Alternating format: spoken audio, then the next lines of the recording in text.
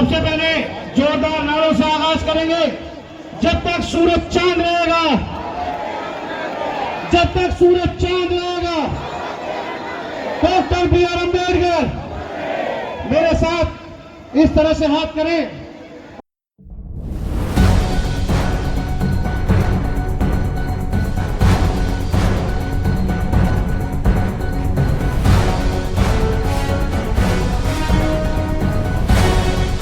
सबसे पहले सर्वप्रथम तथागत गौतम बुद्ध जी के चरणों में नमन करते हुए, जिनकी 134वीं जयंती इस साल पूरे देश के साथ साथ पूरे विश्व में बड़े जोरदार तरीके से मनाई गई है।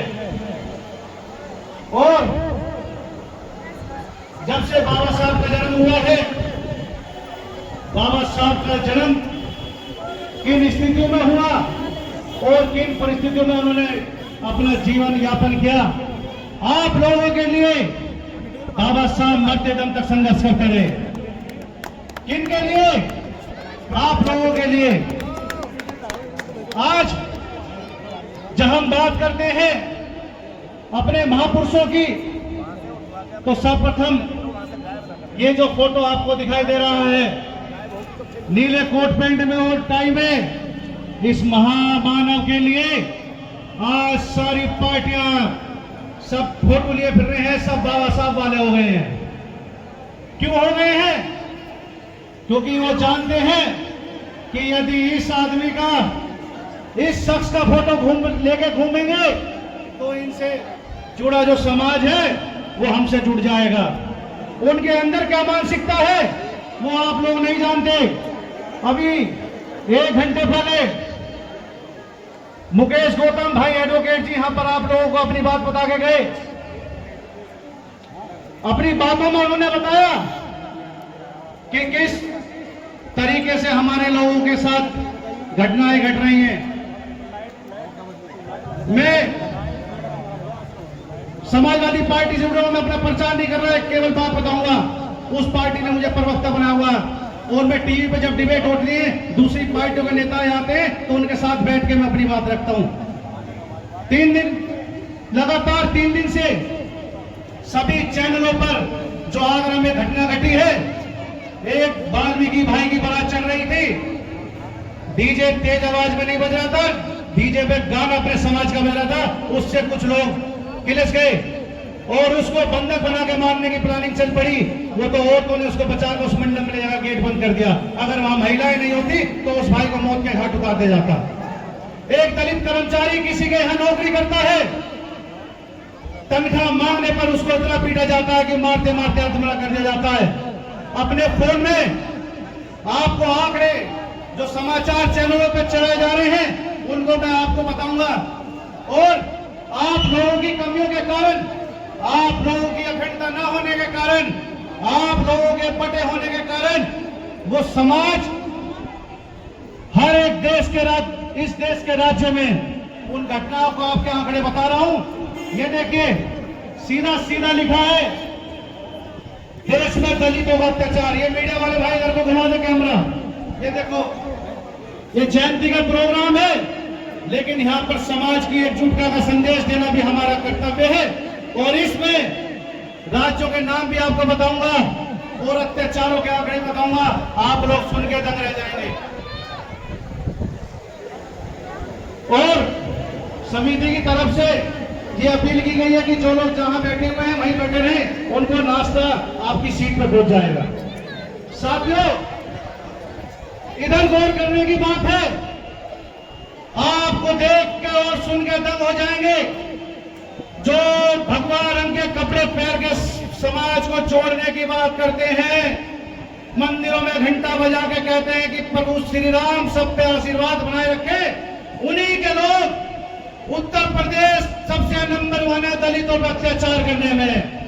बाबा योगी आदित्यनाथ की सरकार में हमारे समाज में सबसे ज्यादा अत्याचार हो रहे हैं।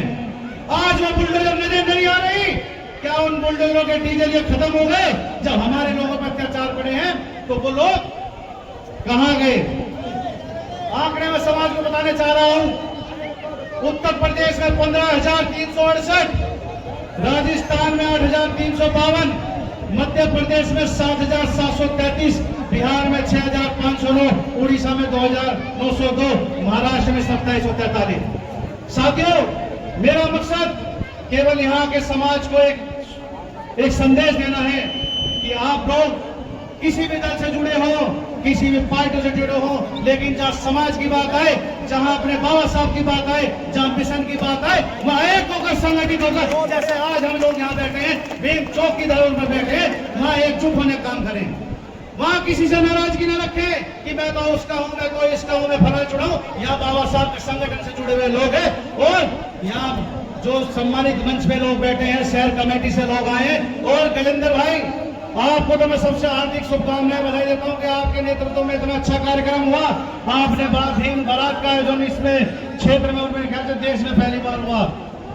समिति के जो समस्त अधिकारी हैं, उनकी मेहनत रंग लाई है। लोग यहाँ पर आपको सुनने के लिए आए हैं, और इसी के साथ आपको मैं बधाई देता हूं कि आगे भी आने वाले समय में इस देश के लिए, इस समाज के लिए हम एकजुट रहेंगे। और छोटी सी 2 मिनट का समय लूंगा। मैंने पिछले साल भी ये कराया था। लोग चले जाएंगे थोड़ी देर बाद, ये पंडाल खाली हो जाएगा 2 घंटे बाद, तब मजा नहीं आएगा। मैं संविधान की जो प्रस्तावना है, जो लोग जहां बैठे हैं वहां पर ही खड़े हो जाए और अपना सीधा हाथ ऐसे कर लें। मैं संविधान की प्रस्तावना पढ़ाना चाहता हूं, तेजी 2 मिनट का समय लगेगा, और ये बात पूरे देश में जाएगी कि भीम चौक पर एक कार्यक्रम हो रहा था, उसमें संविधान प्रस्तावना ही पढ़ाएगी। मेरा ये रिक्वेस्ट है सभी से, समाज के लोगों से, अपनी जगह पे खड़े हो जाए। ये खबर जो बहुजन चैनल है उन पर भी चलेगी, और सभी लोग अपना हाथ इस तरह से कर लें। जब तक सूरज चांद रहेगा, जब तक सूरज चांद रहेगा, डॉक्टर बी आर अम्बेडकर, मेरे साथ इस तरह से हाथ करें। और भारत की जो संविधान की प्रस्तावना है, क्योंकि देश की पार्लियामेंट, देश भारत बाबा साहब के बने संविधान से चलता, किसी धार्मिक पुस्तक से नहीं चलता।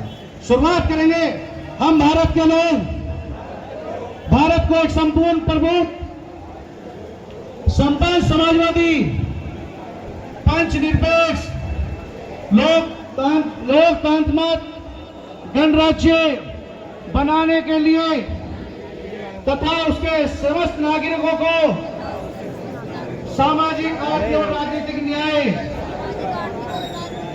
विचार, अभिव्यक्ति, विश्वास, धर्म और उपासना की स्वतंत्रता, प्रतिष्ठा और अवसर की समता प्राप्त कराने के लिए तथा उन सब में व्यक्ति की गरिमा और राष्ट्र की एकता, अखंडता सुनिश्चित करने वाली बंधुता बढ़ाने के लिए दृढ़ संकल्प होकर अपनी संविधान सभा में, ये उस समय की तारीख थी जब बाबा साहब ने संविधान लिखा था और ये लागू हुआ था बनके, ये उस समय की तारीख है।